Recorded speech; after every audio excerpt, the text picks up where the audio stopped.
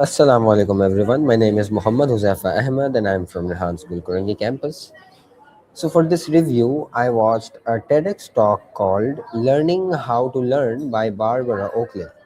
For an introduction, she's a professor of engineering at Oakland University, and we're all learning things every day, but nobody really stops to ask, are we actually doing it right? So that's what we're going to talk about today.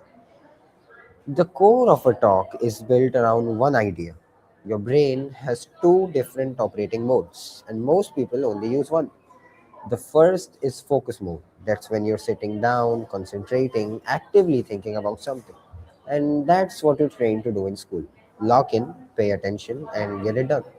But the second mode is what she calls diffuse mode.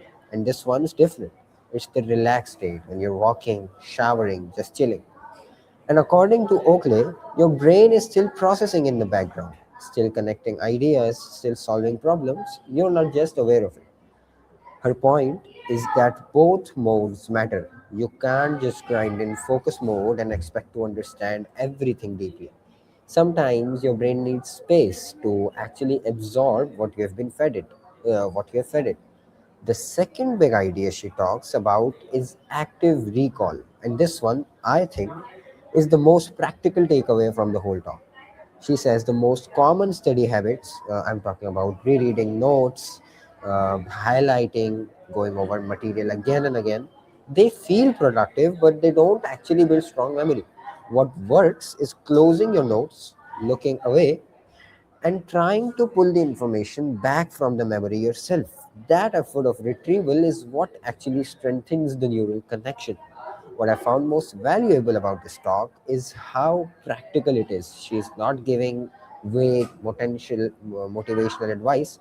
She's giving you specific science backed techniques that you can apply immediately. And personally, the idea that stuck with me most is that understanding something once is not the same as learning it. You can read a chapter and feel like you get it. But if you close the book and can't recall anything, you haven't actually learned it yet. That distinction is something I think a lot of students, including myself, overlook. I also appreciated that she didn't just talk about techniques in isolation. She connected them to how the brain actually works, which made everything feel more credible and logical rather than just tips someone made up. The conclusion is I think this is one of those talks that's simple on the surface, but genuinely useful if you sit with it. The message isn't complicated.